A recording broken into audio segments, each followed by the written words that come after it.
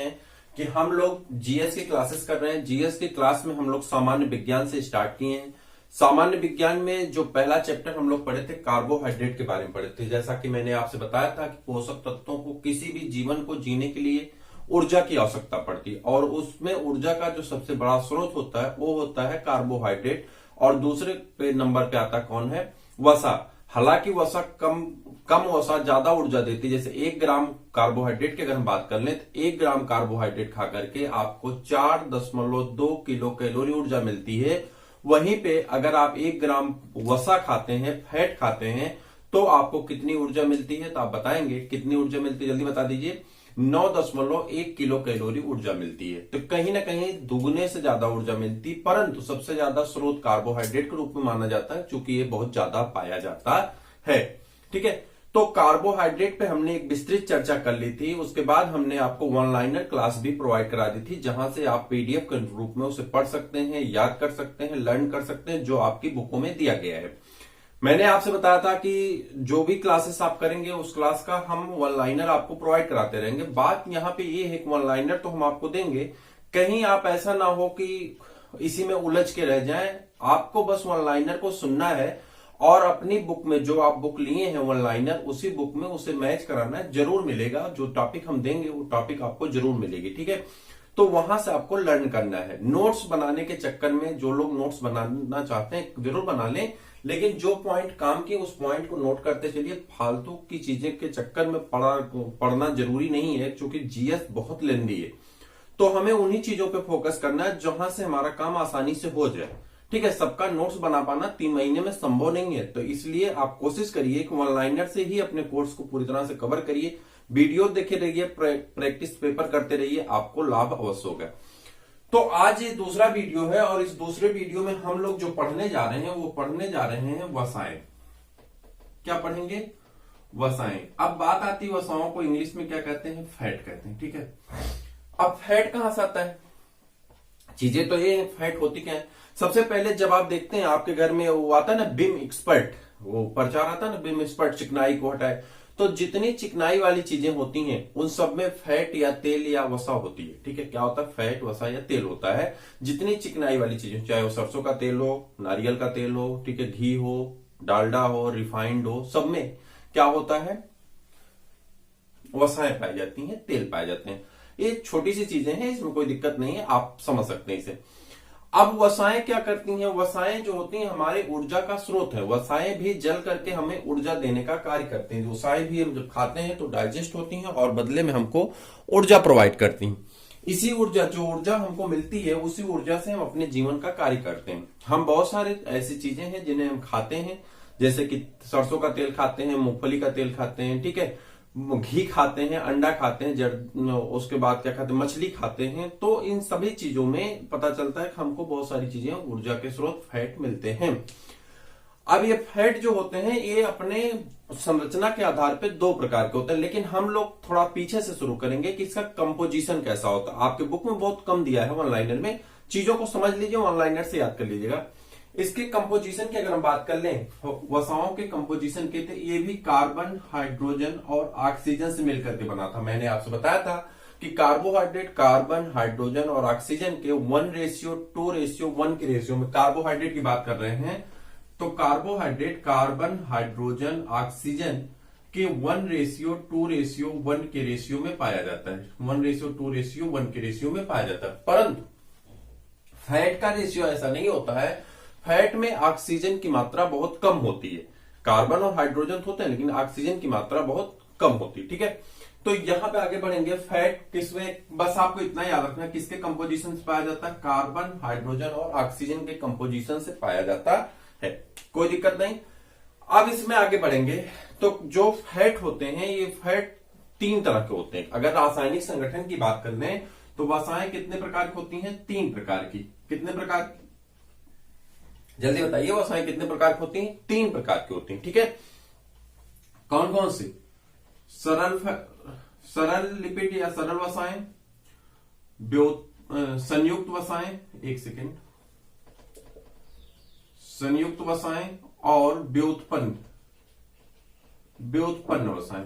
ठीक, अब इनमें तीनों में इसे कहते हैं सिंपल लिपिड, उसके बाद इसे कंपाउंड लिपिड, इसे डेरिवेटिव लिपिड। 3 प्रकार की लिपिड होती हैं। घबराने की आवश्यकता नहीं, आसान चीजें। देखिए, अब जो सरल वसाएं होती हैं हमको मोस्टली इसी पे फोकस करना है, इन दोनों पर हमको ज्यादा फोकस नहीं करना, थोड़ी थोड़ी चीजें हैं बताऊंगा, मेन फोकस हमको इसी पे करना है, अभी उसकी बात आएगी। सबसे ज्यादा सरल लिपिड पे हमको फोकस करना। सरल लिपिड में आपके आ जाती है दोनों, कौन कौन सी, पादप से निकलने वाली वसाएं यानी पादप वसाएं, और कौन आ जाएंगी, जंतु वसाएं। ये दोनों कहां आ जाती हैं। अच्छा, एक चीज और ध्यान दे दें, पहले कुछ क्वेश्चन की बात कर लें, तो चलिए आगे आता रहेगा, बस घबराइए मत, आप पूरा वीडियो देखते रहिए, आपको बहुत सारी चीजें मिलने वाली। सरल वसाओं को हम 2 भागों में बांट देते हैं, किसमें, पादप वसाओं और जंतु वसाओं में। आपने गौर किया होगा जो पादप वसाएं होती हैं सर्वथा तेल के रूप में होती है, ज्यादातर किसमें होती हैं, तेल के रूप में होती हैं, जिसे आयल कहते हैं, आयल के रूप में होती हैं। जैसे कौन कौन सी, जल्दी बताइए।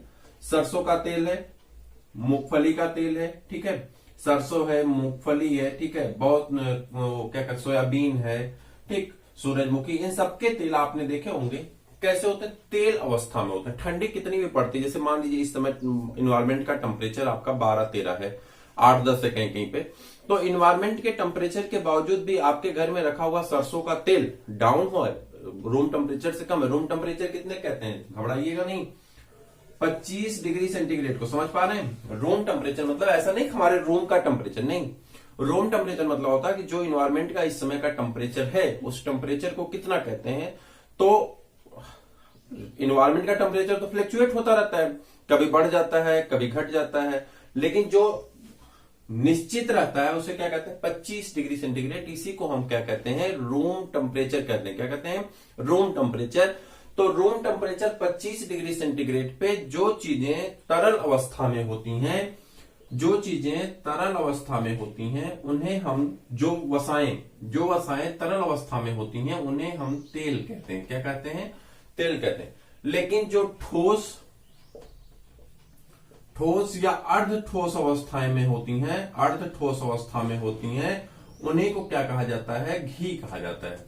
समझ पा रहे हैं, कह रहा है कि रूम टेम्परेचर पे जब कोई वसाएं तरल अवस्था में होती हैं तो उन्हें तेल कहते हैं, और जब वही वसाएं रूम टेम्परेचर पे जमी हुई अवस्था में ठोस या अर्ध ठोस अवस्था में होती हैं तो उन्हें हम घी कहते हैं। उदाहरण के लिए आपके घर में रखा हुआ घी है, इस समय वो जमा हुआ होगा, उसे चम्मच से निकालेंगे फिर गर्म करेंगे तब वो पिघलेगा, परंतु सरसों का तेल रखा होगा, जैस्मिन का तेल रखा होगा आपके घर में क्या कहते हैं, उसका मूंगफली का तेल रखा होगा, या हो सकता है आपके घर में सोयाबीन का तेल रखा होगा, उसे देखिए तरल अवस्था में है। चूंकि वो तरल अवस्था में तो उसे हम तेल कहते हैं, और जो ठोस या अर्ध ठोस अवस्था में है उसे हम क्या कहते हैं, घी कहते हैं। कोई दिक्कत नहीं, याद रहेगा।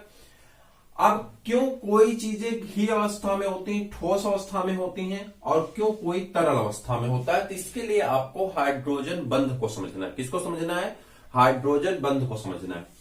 यह सरल वसाएं अपने हाइड्रोजन बंध के आधार पर कितने प्रकार की हो जाती हैं, 2 प्रकार की हो जाती हैं। एक को हम कहते हैं असंतृप्त वसाएं,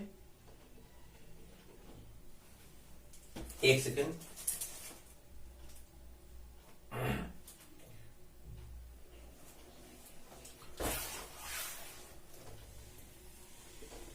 असंतृप्त वसाएं,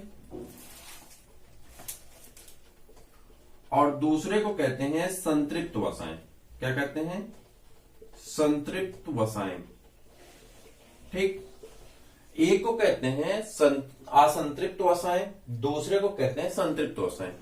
जो असंतृप्त वसाएं होती हैं इसमें डबल हाइड्रोजन बंध पाए जाते हैं। हाइड्रोजन बंध कितने होंगे, दोहरे हाइड्रोजन बंध पाए जाते हैं, घबराने की जरूरत नहीं है, अभी समझ में आ जाएगा।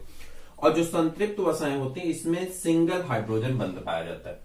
आपको बस इतना सा समझना था, आपका सारा चीज कवर हो गई। आपकी पहली चीज है कि संतृप्त वसाएं उन वसाओं को कहते हैं जिसमें हाइड्रोजन बंध के सिंगल बॉन्ड पाए जाते हैं, और असंतृप्त वसाएं जिसमें हाइड्रोजन बंध के डबल बॉन्ड पाए जाते हैं, उन्हें हम असंतृप्त वसाएं कहते हैं। बस कोर्स आपका खत्म। अब इसमें आप गौर करेंगे, अब बहुत सारी चीजें यहां से जो क्वेश्चन के रूप में, पॉइंट के रूप में निकल करके आएंगी जो आपके लिए जरूरी है। अब देखिए, घबराने का अभी चैप्टर चलेगा, ठीक। इतनी ही टॉपिक हमको पढ़ने, अब इन टॉपिकों को एक बार फिर से कवर करने का प्रयास कर रहे हैं, ठीक। वसाएं किसे कहते हैं? वह सभी चिकनाई वाली चीजें जो हमारे घरों में यूज होती हैं, हम यूज करते हैं, उपयोग में लाते हैं, उन सभी चीजों को हम वसाएं कहते हैं। वसाएं दो प्रकार की हो सकती हैं, या तो तरल अवस्था में होंगे तो उन्हें हम तेल कहेंगे, अगर वो ठोस या अर्धठोस अवस्था में होंगे तो उन्हें हम घी कहते हैं। जब वो तरल अवस्था में होती हैं तो रूम टेम्परेचर यानी 25 डिग्री सेंटीग्रेड पे वो तरल अवस्था में रहेंगी तो तेल हो जाएंगे, और अगर इसी रूम टेम्परेचर को ठोस या अर्धठोस अवस्था में होंगी तो उन्हें हम क्या कहते हैं? घी कहते हैं। हो गया।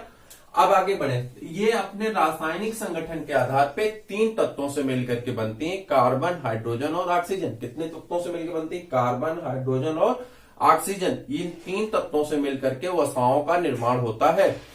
वसाएं 3 प्रकार की हो सकती हैं, सरल वसाएं हो सकती हैं, संयुक्त वसाएं हो सकती हैं, व्युत्पन्न वसाएं हो सकती हैं। 3 प्रकार की डेरिवेटिव फैट हो सकते हैं। तो 3 प्रकार की लिपिड्स होती हैं। पहली लिपिड कौन होती है? सिंपल लिपिड, कंपाउंड लिपिड और डेरिवेटिव लिपिड। 3 प्रकार की लिपिड हो जाती हैं। क्लियर है। अब ये सरल वसाएं जो होती हैं कहां पाई जाती हैं? 2 जगह पाई जाती है। एक तो पादप वसाओं में पाई जाती हैं, दूसरी कहां पाई जाती है? जंतु वसाओं में पाई जाती हैं। अब बात आता है पादप वसाएं कौन कौन सी हैं? पादप वसाएं जो होती हैं वो मुख्यतः तेल की अवस्था में होती है, जैसे सरसों का तेल है, मूंगफली का तेल है, ठीक है, सोयाबीन का तेल है, आपने सूरजमुखी का तेल है, देखा होगा। तो ये सारे तेल किस रूप में होते हैं? जल्दी बताइए, किस रूप में होते हैं? बोलिए भाई। ये सारे तेल आपके तेल अवस्था में होते हैं, यानी 25 डिग्री सेंटीग्रेड पे ये तरल अवस्था में पाए जाते हैं। क्लियर है। अब बात आती है किसी के साथ जंतु वसाएं कौन सी होती है। जैसे आपको दे देगा ना तो उसमें पूछेगा कि निम्न में से जंतु वसाएं कौन सी हैं, तो आपको दे देगा। जैसे यहाँ पे चर्बी है, चर्बी किस में आएगी? जंतु वसा में आएगी। घी किस में आएगी? जंतु वसा में आएगी। अगर वनस्पति घी लिखेगा तब तो पादप वसाएं हो जाएंगी, लेकिन अगर जंतु घी लिखेगा या खाली घी लिखेगा तो वो जंतु वसाएं हो जाएंगी। ठीक है। चर्बी हो गया, घी हो गया, और क्या आता है? मछली का तेल। क्या होता है? मछली का तेल। ये सभी किस में आते हैं? ये सभी जंतु वसाओं के अंतर्गत आते हैं। ठीक। इनके स्रोत क्या क्या है? ये कहां से प्राप्त किए जाते हैं? देखिए, चर्बी तो पशुओं से प्राप्त की जाएगी, ठीक। दूध, अंडा, घी जो खाते हैं दूध से घी मिलता है, ठीक है। मछली खाएंगे तो मछली में फैट पाई जाती, तो वहां से हमको मछली का तेल, यहां पूरा लिखिए मछली का तेल, नहीं तो आप गलत हो जाएगा, ठीक, मछली का तेल। क्लियर। तो यहाँ पे तेल पादप वसाएं हमको 2 तरह से कहां से मिल सकती हैं? पौधों के दानों से प्राप्त होती हैं, सरसों, मूंगफली इत्यादि से। जंतु वसाएं चर्बी है, घी है, मछली का तेल, ये सभी क्या कहलाते हैं? जंतु वसाएं कहलाती हैं। ठीक है। अंडे की जर्दी से भी मिलता है। ठीक। चले। अब ये 2 तरह की होती हैं, कुछ होती हैं असंतृप्त वसाएं और दूसरी होती हैं संतृप्त वसाएं। अब इनका क्या मतलब होता है? असंतृप्त वसाओं में 2 बांड होते हैं, यानी ये दोहरे हड्डी के बने होते हैं, और जो संतृप्त वसाएं होती हैं वो सिंगल हड्डी की बनी होती हैं। क्लियर। जो असंतृप्त वसाएं होती हैं, ये असंतृप्त वसाओं की अगर हम बात कर लें तो यहाँ पे देखिए स्पष्ट रूप से लिखा गया है, यदि किसी वसी अम्लों में दोहरे बंध होते हैं जिसके कारण इनमें हाइड्रोजन अणुओं की जितनी संख्या हो सकती है उतनी नहीं होती, इसलिए वसी अम्ल संयुक्त वसाएं यानी असंतृप्त तथा जो बची होती है उसे संतृप्त वसाएं कहते हैं। अब देखिए, आपने डालडा खाया होगा, देखिए मुझे किसी ब्रांड का नाम नहीं लेना है, डालडा खाया होगा, डालडा एक ब्रांड का नाम है, उसे वनस्पत घी कहते हैं। क्या कहते हैं? वनस्पत घी। तो वनस्पत घी कैसे बनती ये जानना है। आपसे पूछा जाएगा कि किसी तेल को वनस्पत घी में बदलने के लिए किन तत्वों का उपयोग किया जाता है, किस तत्व का उपयोग करके किसी तेल को वनस्पत घी में बदला जाता है, तो आपका उदाहरण क्या होगा? हाइड्रोजनीकरण विधि द्वारा या हाइड्रोजन जोड़ करके। क्या करके? हाइड्रोजन को ऐड करके हम किसी भी तेल को किसमें कन्वर्ट कर देते हैं? जमा देते हैं, घी के रूप में कन्वर्ट कर देते हैं, जिसे हम क्या कहते हैं? वनस्पत घी कहते हैं। क्या कहते हैं? वनस्पत घी। वनस्पत घी कहां से आएगी? हम उसको जोड़ देंगे। किससे जोड़ देंगे? जल्दी बताइए। जो तेल है उसे हाइड्रोजनीकरण करेंगे, उसमें हाइड्रोजन ऐड करेंगे, और हाइड्रोजन को ऐड करने से क्या हो जाएगा? जल्दी बता दीजिए, क्या हो जाएगा? वो जम जाएगा घी की तरह, उसे हम क्या कहते हैं, जैसे डालडा होता है आपका जमा होता तो वनस्पत घी है, तो उसे वनस्पत घी में बदला जाता है। जो वनस्पत तेल होते हैं उसे वनस्पत घी के रूप में बदला जा सकता है। एक क्वेश्चन और है, प्रश्न पूछा गया है कि वसाएं जल से हाइड्रोफोबिक होती हैं या हाइड्रोफिलिक होती हैं। प्रश्न ऐसे है इंग्लिश में हिंदी में दोनों में कि जो वसाएं होती फैट जल के साथ घृणा करती हैं कि प्यार करती हैं। तो जब वो जल के साथ जाएंगी तो दो टर्म होते हैं, याद रखिएगा, काम देगा भविष्य में। एक होता है हाइड्रोफोबिक, हाइड्रोफोबिक मतलब यहां पे दो शब्द है और अभी बता रहे हैं हाइड्रोफिलिक, यहां पे भी दो शब्द है। हाइड्रोफोबिक का मतलब वह वसाएं जो हाइड्रो मतलब होता है जल और फोबिक मतलब होता है फियर, यानी जो पानी से डरता है। अब ये बताओ, जो पानी से डरेगा क्या वो पानी में घुलेगा? सोचिए खाली अपने दिमाग से, जो पानी से डरेगा क्या वो पानी को गले लगाएगा? काग मेरे गले लग जा, नहीं करेगा। करेगा? नहीं करेगा। तो वसाएं कैसी होती हैं? हाइड्रोफोबिक होती हैं। कैसी होती हैं? हाइड्रोफोबिक होती हैं, यानी जलांतक कहते हैं। ये जल से बहुत दूर रहती है, जल के पास नहीं जाती। इन्हें पानी में डालेंगे तो घुलेंगी नहीं। आप देखिए सरसों के तेल को पानी में डालिए, क्या घुल जाता है? नहीं घुलता है। ठीक, या दूध के अंदर जो घी होती है, जब उसमें पानी बढ़ता है तो घी क्या होती है? ऊपर आ जाती है। देखें, मथने से घी ऊपर आ जाती है। दही को जब मथा जाता है तो उसमें घी ऊपर आ जाती है। ठीक है, क्रीम जो होती है। कुछ होते हैं हाइड्रोफिलिक होते हैं। हाइड्रोफिलिक मतलब, फिलिक मतलब होता है लबर। अब जो लबर होगा तो पहुंच ही जाएगा, जो लबर होगा वो इसके पास पहुंचेगा। किसका लबर है? हाइड्रो मतलब पानी का। तो पानी का लबर है तो पानी से जाकर के मिल जाएगा, पानी में घुल जाएगा। जैसे दूध में पानी डालते हैं, घुल जाता है। ठीक, तो दोनों घुल जाते, पता नहीं चलता पानी कहाँ है दूध कहाँ है, दोनों एक दूसरे के लबर हैं। जैसे पास पास आए दोनों आपस में घुल गए। लेकिन जो हाइड्रोफोबिक है क्या वो घुलेगा? जैसे तेल डाले तो क्या तेल घुलेगा? नहीं घुलेगा, क्योंकि क्या है? हाइड्रोफोबिक। याद रहेगा, जो हाइड्रोफोबिक होगा वो पानी में कभी घुलेगा नहीं, और जो हाइड्रोफिलिक होगा वो पानी में क्या करेगा? घुल जाएगा। तो अगर हमारी वसाएं पानी में नहीं घुलती, तो घुलती किस में है? हमारी वसाएं बेंजीन में घुल सकती हैं। किसमें घुलती हैं? बेंजीन में घुलती हैं। एल्कोहल में घुलती हैं। किसमें घुलती हैं? बेंजीन में, एल्कोहल में, इन सब चीजों में घुल सकती हैं। क्लियर है? चलिए, हम लोग पढ़ रहे थे यहाँ पे कि वसाओं को कैसे तेल को हम ठोस अवस्था में बदलते हैं, कैसे वनस्पत घी बनाते हैं। किसको ऐड करते हैं? हाइड्रोजन को ऐड करके हम उसको वनस्पत घी बना देते हैं। चलिए, कोई दिक्कत नहीं। अब संतृप्त वसा, एक प्रश्न यहां से पूछा जाता है कि वह कौन सी ऐसी पादप वसा है जो अर्धठोस या ठोस की अवस्था में पाई जाती है? अर्धठोस या ठोस की अवस्था में पाई जाती। प्रश्न पूछा गया, हल्के में मत लीजिएगा, कि वह कौन सी ऐसी पादप वसाएं हैं जो ठोस या अर्धठोस अवस्था में पाई जाती है। याद करिए, आप जानते हैं, आप यूज भी किए हैं, इसे कहते हैं नारियल का तेल। अगर आपके घर में रखा होगा इस समय नारियल का तेल, तो देखिए नारियल के तेल की क्या दशा है, वो बेचारा एकदम जम गया होगा घी की तरह। ठीक, तो वह ऐसी पादप वसाएं हैं जो किस अवस्था में पाई जाती हैं? जल्दी बताइए। ठोस या अर्धठोस अवस्था में पाई जाती हैं। तो आपसे प्रश्न पूछा जाता है कि वह कौन सी ऐसी पादप वसाएं हैं जो ठोस अथवा अर्धठोस अवस्था में पाई जाती हैं। याद रहेगा, भूलेंगे नहीं ना। अब दूसरी चीज, वह कौन सी ऐसी जंतु वसा है जो तरल अवस्था में पाई जाती है। वह कौन सी ऐसी जंतु वसा है जो 25 डिग्री सेंटीग्रेड पर भी तरल अवस्था में पाई जाती है? तो आप कहेंगे मछली का तेल।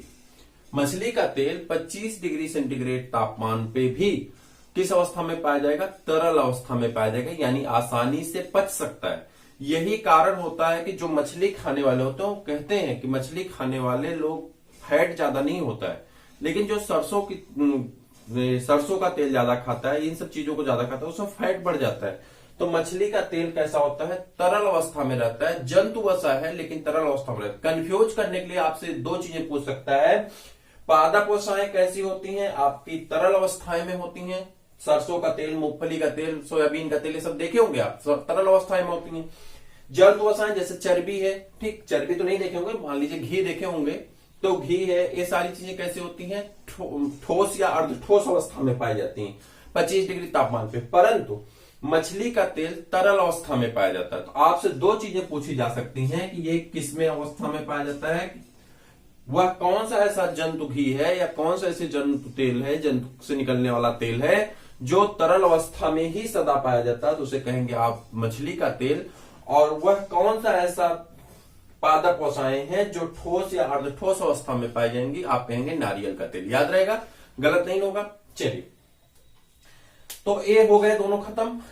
ये याद रखेंगे, असंतृप्त वसाओं में आ बढ़ गया है, याद रखने के लिए। जैसे असंतृप्त मोटे लोग हो जाते हैं तो दोहरी हड्डी कह सकते हैं, डबल बॉन्ड। या ए याद करिए, देखिए यहां पे आ बढ़ा है, तो जिसमें बढ़ा होगा उसमें दो पाई मतलब दो बॉन्ड। जिसमें कम शब्द होंगे उसमें एक पाई मतलब सिंगल बॉन्ड। याद रहेगा, याद करने का ट्रिक है, बाकी कोई वो मतलब नहीं उसका। अब बात करते हैं संयुक्त वसाओं की।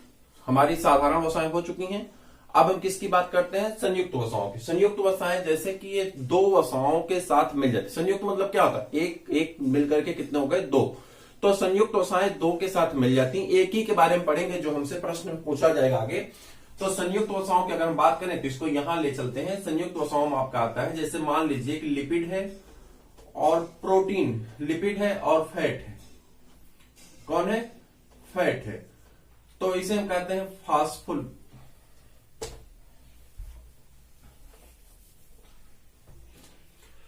फास्फेट है और कौन है, लिपिड है। तो इसे हम कहते हैं फास्फोलिपिड। फास्फेट है और लिपिड क्या कहते हैं, फास्फोलिपिड। फास्फोलिपिड ये कहां पाई जाती हैं, या प्रोटीन है, जैसे मान लेते हैं प्रोटीन है और कौन है, लिपिड है। ये कहां पाया जाएगा, जब हम लोग कोशिका पढ़ेंगे तो कोशिका झिल्ली जो बनी होती है वो फास्फोलिपिड की बनी होती है, यानी उसमें प्रोटीन होता है और लिपिड होता है। हम आपको बताएं, यहां थोड़ा सा याद दिलाएं, इसको इरेज कर दें। चलिए, अगर हम थोड़ा सा याद दिलाएं आपको इसके बारे में, तो आपने सेल पढ़ा होगा कभी। जब सेल पढ़े होंगे तो आप पढ़े होंगे कि सेल है, सेल के अंदर एक केंद्रक होता है, ये इसकी प्लाज्मा झिल्ली होती है, प्लाज्मा मेम्ब्रेन कहते हैं, इसे केंद्रक द्रव्य कहते हैं या साइटोप्लाज्म कहते हैं। ठीक है, इसे हम केंद्रक कहते हैं। ठीक, अब एक वैज्ञानिक थे सिंगर और निकोलसन, उन्होंने कहा कि जो हमारी प्लाज्मा मेम्ब्रेन होती है यानी कोशिका झिल्ली होती है, यह कोशिका झिल्ली किससे बनी होती, प्रोटीन से और फैट से मिलकर के बनी होती। इसे फास्फोलिपिड नाम दिया गया। सिंगर एंड निकोलसन नामक वैज्ञानिक थे जिन्होंने क्या कहा कि हमारी जो प्लाज्मा मेम्ब्रेन है किससे मिलकर के बनी होती है, एक झिल्ली से मिलकर के बनी होती है, जिसमें दो तत्व होते हैं। दोनों तत्वों का नाम क्या होता है, एक तो प्रोटीन होता है और दूसरा क्या होता है, लिपिड होता है। एक किसका उदाहरण है, संयुक्त लिपिड का उदाहरण है या संयुक्त फैट का उदाहरण है। तो ये किससे बने होते हैं, इसमें बीच में प्रोटीन होती है। इसी तत्व को हम क्या कहते हैं, फास्फोलिपिड कहते हैं। क्या कहते हैं, फास्फोलिपिड कहते हैं। हम लोग कोशिका पढ़ेंगे तो उसमें आएगा। कोशिका उसका से प्रश्न बहुत कम आते हैं, तो एक ही दिन में कोशिका हम पूरा खत्म करेंगे, घबराने की आवश्यकता नहीं। जहां से प्रश्न ज्यादा आते हैं फोकस उस पर करना है। ठीक है, हो गया। व्युत्पन्न लिपिड बहुत सारे हार्मोन बनाए जा रहे हैं, स्टेरॉयड हार्मोन बनाए जा रहे हैं, जो ये इसमें उपयोग होते हैं। मेल हार्मोन से, टेस्टोस्टेरोन की तरह से बहुत सारे कृत्रिम हार्मोन बनाए जा रहे हैं जो उत्प्रेरक का काम करते हैं। जैसे रेडबुल एक आता है ना, तो कहते हैं रेडबुल पियेंगे तो एनर्जी आएगी। एनर्जी में स्टेरॉयड घोला जा रहा है, उससे एनर्जी आती है। बहुत सारे खिलाड़ी अक्सर पकड़ाते हैं, ड्रग्स में पकड़े गए। ड्रग्स में ऐसा थोड़ी कोफीन बेच रहे थे, ले जाकर लो भैया कोफीन बेच रहा हूं, नहीं, वो कोफीन नहीं बेच रहे थे, गांजा चरस नहीं बेच रहे थे, बल्कि वो ड्रग्स का सेवन कर रहे थे। और ड्रग्स का सेवन क्या था, स्टेरॉयड हार्मोन आते हैं जो कृत्रिम तरीके से तैयार किए जाते हैं। उन्हें खाने से बॉडी में एनर्जी आ जाती है और वो अपने गेम को बहुत अच्छी तरह से अचीव कर सकते हैं, अपने रेस को अचीव कर सकते हैं। तो उसी को बचाने के लिए इसमें व्युत्पन्न लिपिड बनाए जाते हैं। उनका उपयोग कोई ज्यादा नहीं, हमसे प्रश्न कोई पूछा नहीं जाता। प्रैक्टिस पेपर अगर आया होगा तो हम लोग देख लेंगे, परेशान होने की आवश्यकता नहीं। वीडियो को बहुत लेंथी नहीं करना है, ठीक, वीडियो की लेंथ को मेंटेन करना है। अब दो चीजें और, दो प्रश्न है, बस ध्यान से सुन लीजिए, इसको खत्म करें। पहला प्रश्न ये है कि कार्बोहाइड्रेट, मैंने शुरुआत में ही बताया था, कार्बोहाइड्रेट से जो हमको 1 ग्राम अगर कार्बोहाइड्रेट खाते हैं, कितना, 1 ग्राम कार्बोहाइड्रेट खाएंगे तो हमको 4.2 किलो कैलोरी ऊर्जा मिलती है। ठीक, लेकिन जैसे ही हम फैट खाते हैं और कितना खाते हैं, 1 ग्राम इसकी भी मात्रा खाते हैं, तो 9 कहीं कहीं पे 6 मिलेगा, कहीं कहीं 5, हम मान लो 2 मान लेते हैं। यानी ये मान लो कि इसका डबल मिलता है। आपसे कभी एग्जैक्ट पॉइंट नहीं पूछा जाता है, कहीं कहीं पे माना जाता है कि ऐसे पूछ लेगा दोनों में, बस एक कंपेयर पूछेगा कि दोनों में सबसे ज्यादा ऊर्जा का स्रोत कौन है, तो आप कहेंगे सबसे ज्यादा ऊर्जा का स्रोत कौन है, फैट है। ठीक, फैट हमको बहुत ज्यादा ऊर्जा देता है। 1 ग्राम फैट खाएंगे कितनी ऊर्जा मिलती, 9.2 किलो कैलोरी, जबकि 1 ग्राम कार्बोहाइड्रेट खाएंगे 4.2 किलो कैलोरी ऊर्जा की प्राप्ति होती है। यानी कहीं ना कहीं कार्बोहाइड्रेट से ज्यादा ऊर्जा किसमें मिलती है, हमको फैट में मिलती है। क्लियर है? इतनी सारी चीजें थी, मुझे उम्मीद है कि आप आसानी से समझ गए होंगे। हमने कोशिश की है कि हम उसको बहुत सरल तरीके से बताने का प्रयास किए हैं। कठिन टॉपिक है लेकिन इसे बहुत सरल तरीके से आप कवर कर लिए। 5 से 7 क्वेश्चन आपको याद रखना है जो आपसे पूछे जाते हैं। उसकी क्लास आपको मिल जाएगी, पॉइंटेड क्लास आपको जल्दी मिल जाएगी, तो जहां से आपको पॉइंटेड चीजों को रट लेना है, याद कर लेना है। ठीक है, तो अगर वीडियो अच्छा लगा तो अपने दोस्तों को शेयर करिए, लाइक करिए, सब्सक्राइब करिए। फिर मिलते हैं किसी और वीडियो में, तब तक के लिए इजाजत दीजिए। नमस्कार।